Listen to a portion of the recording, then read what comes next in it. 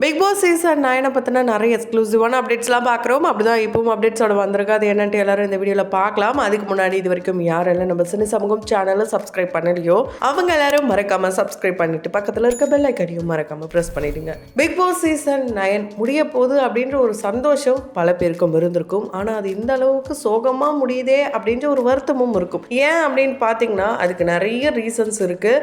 அது எல்லாத்தையுமே பார்க்கலாம். அதுக்கு முன்னாடி இந்த வீடியோவில் மெயினாக ரிவோக் ரெட் கார்டு அதை பற்றியும் பார்க்க போகிறோம்.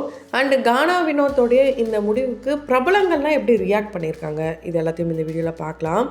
ஸோ கானா வினோத்தோடைய இந்த முடிவு பார்த்திங்கன்னா யாரால் நடந்திருக்கும் அப்படின்ட்டு ஒரு கெஸ்ஸிங்கில் தான் நம்ம லாஸ்ட்டாக ஒரு வீடியோ ஒன்று போட்டிருந்தோம். அதை பார்த்து நிறைய பேர் இவங்க தான் ரீசன் அப்படின்ட்டு கண்டிப்பாக தெரிஞ்சிருக்கும்.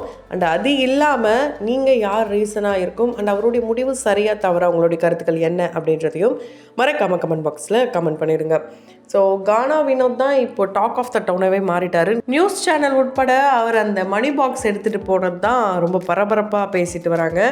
நிறைய பேர் ரொம்பவே வருத்தப்பட்டாங்க. ஏன்னா டைட்டில் வின்னர் இவர் தான் அப்படின்ட்டு நிறைய பேருடைய மனசில் ஃபிக்ஸ் பண்ணிட்டாங்க.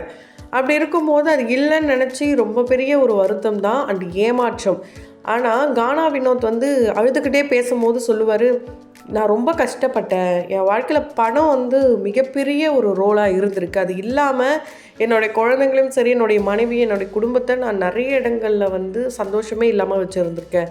ஆனால் எனக்கு நான் பட்ட கஷ்டத்துக்கு இந்த அமௌண்ட்டு போதும் நான் நம்புகிறேன். இவ்வளோ நாள் நான் உள்ளே இருந்திருக்கேன், அதுக்கான அமௌண்ட்டு வரும், இந்த அமௌண்ட்டும் எனக்கு போதும், எனக்கு இதுவே சந்தோஷம். ஆனால் நான் பிக் பாஸ் ரொம்ப மிஸ் பண்ண போகிறேன் அப்படின்னு அவர் சொல்லும் போதே பார்க்குற ஆடியன்ஸ் கூட கண் கலங்கியிருக்கும். அந்த அளவுக்கு அவர்கிட்ட ஒரு நடிப்பே இல்லாத ஒரு மனுஷன் அப்படின்னா கானா வினோத்தை சொல்லலாம். இது வரைக்கும் வந்த சீசனில் இந்த ஒரு ஸ்கிரிப்ட் இருக்குது, இப்படி பிளான் போடணும், இவங்களை கவுத்து விடணும், இந்த மாதிரி எந்த ஒரு யார் கூடயும் சேர்ந்து தவறாக பேசாமல் ஒரு குட் சோலாக இருந்து வெளியே போன ஒரு பர்சன் அப்படின்னா அது கானா வினோத். உண்மையாலே அவருக்கு இந்த அளவுக்கு மக்கள் வரவேற்பு கொடுப்பாங்க அப்படின்றத அவரே எதிர்பார்த்துருக்க மாட்டார் போல இருக்கு.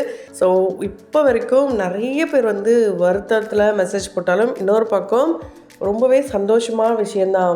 யாருக்காவது ஒருத்தருக்கு தான் அப்படின்னும் போது அது உங்களுக்கு நாங்கள் நினச்சோம் இப்போவும் என்ன உங்களுக்கு டைட்டில் அந்த ட்ராஃபி கிடைக்காம இருந்திருக்கலாம். ஆனால் எங்களுடைய மனசில் நீங்காத இடம் பிடிச்சிட்டிங்கன்ட்டு நல்ல சூப்பர் கமெண்ட்ஸ் வந்துட்டு தாங்க இருக்குது. உண்மையாலே இந்த பிக் பாஸ் சீசன் வரலாற்றிலே இந்த மாதிரி கானா வினோத்துக்கு கிடைச்ச அளவுக்கு ஒரு பாசிட்டிவாக எந்த இடத்துலையும் நெகட்டிவ் இல்லாமல் ஒரு பாசிட்டிவாக எந்த ஒரு கான்ட்ரவர்சியில் சிக்காமல் எல்லாருக்குமே நல்லது பண்ணிக்கிட்டு ஃபன்னாகவும் பேசிக்கிட்டு எமோஷ்னலையும் காட்டிக்கிட்டு எல்லாமே ஒரு உண்மையாக இருந்த ஒரு பர்சன்னா அது கானா வினோத். இதை கண்டிப்பாக நம்ம ஒத்துக்கிட்டு தான் ஆகணும். சீசன் 9 வரைக்கும் பார்த்தவங்க கண்டிப்பாக இதை சொல்லணும். முன்னாடி சீசன்லாம் இருந்திருக்காங்க, அவங்களுக்குன்னு தனியாக ஃபேம்லாம் இருந்திருக்கு. ஆனால் அவங்களும் ஒரு வேளை ஆக்டிங்காக இருக்குமோ அப்படின்லாம் கூட சந்தேகம் இருந்திருக்கு. சில சர்ச்சைகளில் சிக்கியிருக்காங்க. ஸோ அதெல்லாம் இருந்து ஆரி அவர்கள் மாதிரி இல்லை, ஒரு உண்மையான பர்சன் அண்ட் ஒரு கண்ணியமான பர்சன் இல்லைன்ட்டு இப்போ வரைக்கும் ஒரு பேர் எந்த அளவுக்கு இருக்கோ அந்த மாதிரி ஒரு இன்னசென்ட் பர்சனாக நம்ம கானா வினோத் அவர்களை ஆக்ட் பண்ணலாம். ஸோ இப்போது கானா வினோத் போன சோகத்தில் உள்ளே இருப்பாங்கன்னு பார்த்தா அங்கே மிகப்பெரிய கலவரமே நடந்திருக்கு ஒரு சாம்பாருக்காக. சாம்பார் யாராவது எடுத்து வச்சுட்டு மறைச்சி என்ன பண்ண போகிறாங்கன்னு தெரியல. ஆனால் வாட்டர்மெலன் ஸ்டார் அதுக்கு ஒரு பெரிய பஞ்சாயத்தை கூட்டிட்டாரு. மிகப்பெரிய கலவரம் ஆயிடுச்சு. ஃபைனலாக திவ்யா அதை கன்சல்ட் பண்ணிட்டாங்க. என்ன அப்படின்னு பார்த்தீங்கன்னா வாட்டர்மெலன் ஸ்டாருக்கு சாம்பார் பத்தலையா, கெம்மி தான் எடுத்து வச்சுட்டு அவருக்கு கொடுக்க மாட்டாங்கன்ட்டு அதை ஒரு பஞ்சாயத்து கூட்டுறாரு. கெம்மி கிட்ட என்ன சொல்கிறாருன்னா, நீ உள்ளே இருக்கும் போதெல்லாம் இப்படி தான் பண்ண, எடுத்து வச்சுட்டு மறைச்சி வச்சுட்டு சாப்பிட்ற, எங்களுக்கெல்லாம் கொடுக்க மாட்ற, இந்த மாதிரிலாம் நிறைய சொல்லியிருந்திருக்காரு. அதனாலேயே செம்ம கடுப்பாகிறாங்க கெமி.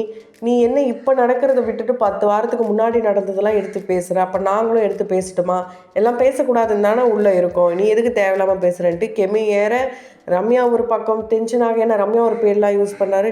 இப்படியே கலவரமாக திவ்யாக்காகவும் அப்சராக்காகவும் எடுத்து வச்ச சாம்பார் தான் அது. அவங்களுக்கு அதாவது கெமிக்கு எடுத்து வச்ச சாம்பார் கிடையாது. நம்ம எல்லாருமே பார்த்துட்டு ஒரு முட்டை சண்டை, காஃபி சண்டை, அந்த மாதிரி இது ஒரு சாம்பார் சண்டை ஆகிடுச்சு.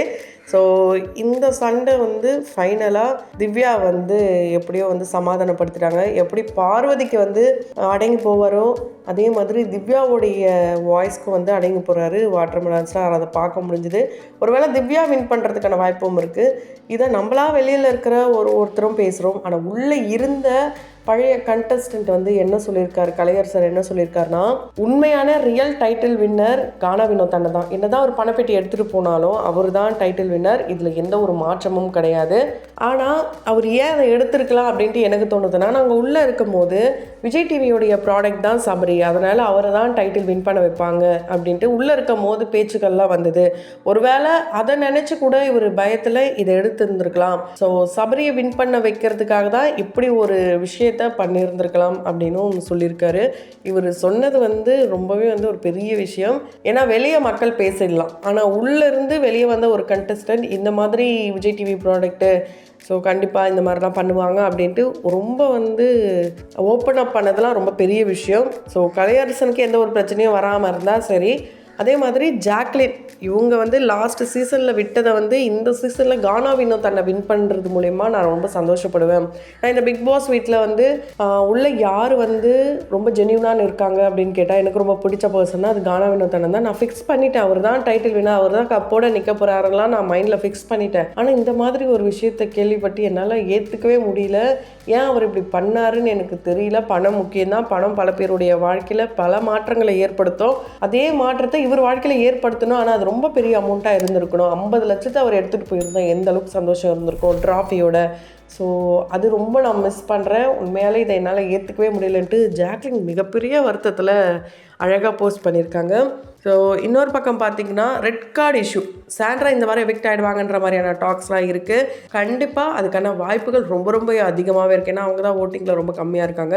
சபரி இல்லைனா திவ்யா இவங்க 2 பேரில் யாராவது ஒருத்தங்க டைட்டில் வின் பண்ண போகிறாங்க. அது கண்டிப்பாக நம்ம எல்லாருமே பார்த்து என்ஜாய் பண்ண போகிறோம். அண்ட் அது மட்டும் இல்லாமல் ரிவோக் ரெட் கார்டு அப்படின்ற ஒரு டாபிக் தான், அப்படின்ற ஒரு டைட்டில் தான் இப்போது சோஷியல் மீடியா ஃபுல்லாகவே ட்ரெண்ட் ஆகிட்டு இருக்கு. பார்வதி அண்ட் கமருதன் கிட்ட இருந்து திரும்ப அந்த ரெட் கார்டை வாங்கணும் விஜய் சேதுபதி அப்படின்ட்டு விஜய் சேதுபதி அவர்களுக்கு நிறைய கண்டனங்கள் வந்துட்டுருக்கு.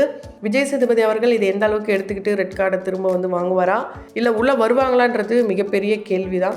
ஏன் அப்படின்னா மக்களுடைய பார்வையில் இருந்து தான் விஜய் சேதுபதி அவர்கள் இப்போது உள்ளே இருக்கிறவங்க கிட்ட பேசுகிறாரு. அப்படின்னும் போது மக்கள் என்ன சொல்கிறாங்கன்னா அதை தான் கேட்டார் முன்னாடி. அப்போ இதுவும் கேட்குறதுக்கான வாய்ப்புகள் இருக்குது. அப்படி கமருதீன் பார்வதி உள்ளே வந்தாங்கன்னா கண்டிப்பாக பல மாற்றங்கள் ஏற்படலாம். அந்த வகையில் உங்களுடைய கருத்துக்கள் என்ன? அவங்க 2 பேரும் உள்ளே வரலாமா இல்லையா என்னன்றது கமெண்ட் பாக்ஸில் மறக்காமல் கமெண்ட் பண்ணுங்கள். தொடர்ந்து வீடியோஸ்லாம் பார்க்குறோம்னு நினச்சிங்கன்னா உடனே சேனலை சப்ஸ்கிரைப் பண்ணிவிடுங்க. மறக்காமல் பக்கத்தில் இருக்க பெல் ஐக்கனையும் ப்ரெஸ் பண்ணிவிடுங்க.